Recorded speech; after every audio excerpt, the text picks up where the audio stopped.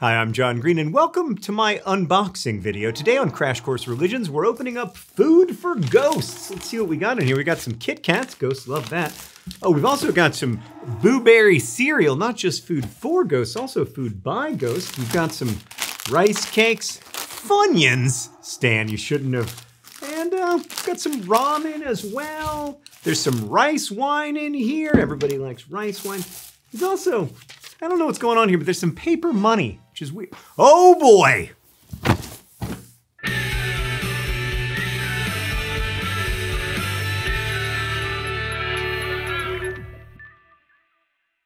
So you might be wondering what any of this has to do with religion, and trust me, we'll get there, but first some background. About 40% of Chinese adults say they believe in a religious figure, god, or deity. About 1/4 say they regularly burn incense to worship one, but only 1/10 say they're part of a religion. In fact, if you ask the average person in China, what's your religion, they would probably find your question quite weird. That's partly because religious practices of any kind were suppressed for decades under Mao Zedong, the former leader of the Chinese Communist Party. Zedong's death in 1976 eventually led to a loosening of these restrictions, but still the Chinese government maintains tight control over religious traditions in the country. And also other things, like for instance, if you're in China, you're not seeing this video. But one of those traditions is the Ghost Festival. Let's head to the thought bubble. Every year in China, during the 7th lunar month, ghosts come out to play.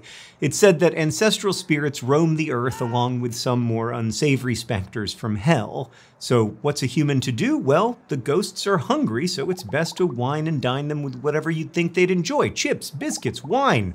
Funyuns. Some folks put on performances of operas and songs, leaving the front row open for their invisible guests. Heaps of paper money are burned to give the ghosts riches in the afterlife, and some of these ghosts are pretty unhappy, so if you don't give them offerings, they may just consume you instead. In fact, there are a bunch of things you need to watch out for, lest you risk running into and being possessed by a ghost. Don't do anything that could attract ghosts to you, like wearing red or hanging clothes outside at night. Want to go for a swim? Well, you may be drowned by water spirits. And don't even think about picking up that coin on the ground. It may belong to someone who wants you to belong to them.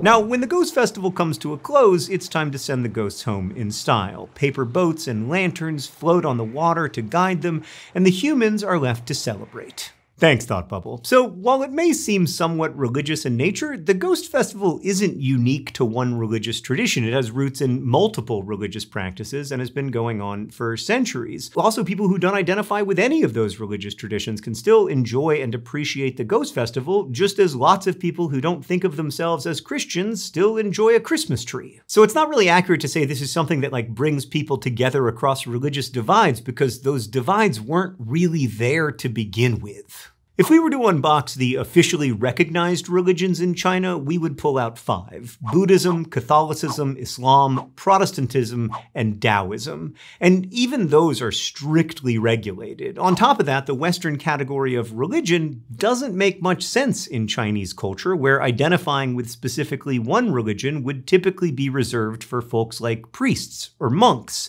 So to really wrap our heads around the Ghost Festival, we've got to get acquainted with the 3 teachings of China: Buddhism, Confucianism, and Taoism.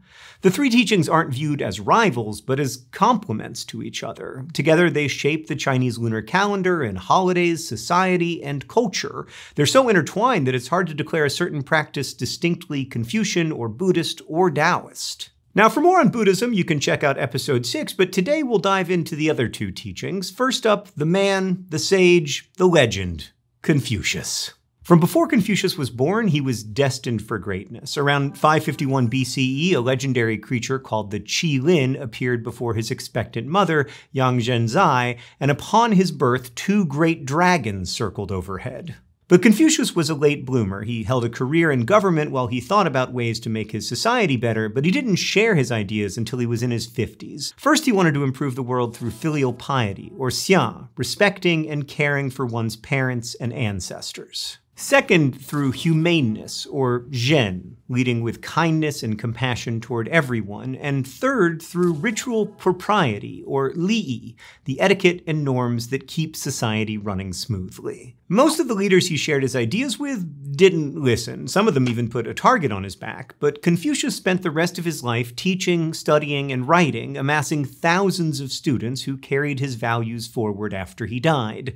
They compiled his ideas in a single text called the Analects to be passed on for generations to come. While Confucius was beloved by his students, he was not popular with those in power. Like, the emperor of the Qin dynasty destroyed as much of Confucius's writings as he could get his hands on, when he wasn't slowly poisoning himself with mercury and ordering his subjects to locate the secret to immortality. And let that be a lesson to us all. Live fast, die never, burn books is a bad life motto. But if you are looking to live forever, cut down on the mercury. It took about 300 years, but eventually under the Han Dynasty, the Chinese government turned pro-Confucius, especially under the Emperor Wu starting in the 130s BCE. Wu was quite the Confucius stan. He established Confucianism as the state ideology, turned Confucius's home in Chufu into a state-sponsored shrine, and started an imperial academy for studying Confucian writing. Stan, I know you don't love it when stan is used as like slang for huge fan, because of course you don't love it. You, and I mean this with tremendous love, hate everything. In fact, it became a requirement that anyone seeking a government job had to pass a test on the 5 Confucian classics, books of ancient knowledge that Confucius had compiled and edited.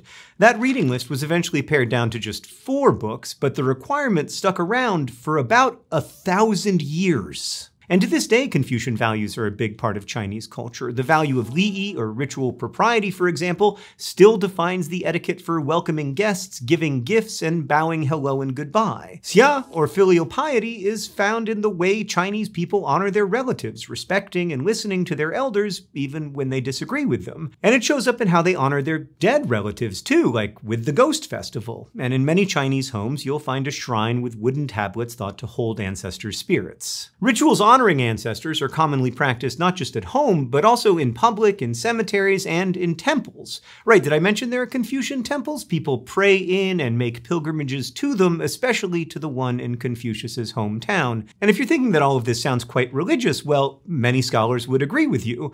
But others say Confucianism is more like a secular philosophy with some religion inside of it, a kind of existential hot pocket. Still others reject the religious or not religious binary altogether, like philosopher Herbert Fingeret, who said Confucianism is the sacred as secular, not either or, but yes and.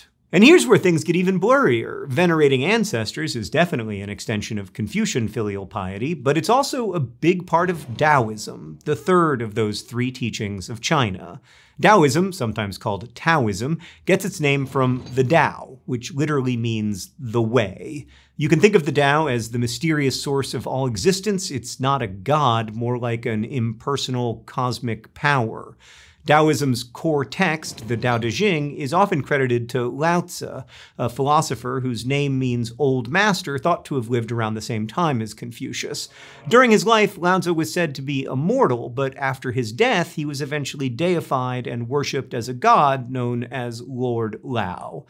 Now, it's likely that Lao Tzu wasn't a real in-the-flesh person and that the Tao Te Ching was actually written by many different authors, but Lao Tzu is remembered today as the legend behind it, both mortal and god. The opening lines of the Tao Te Ching have been translated in many different ways. One version reads like this: nature can never be completely described, for such a description of nature would have to duplicate nature.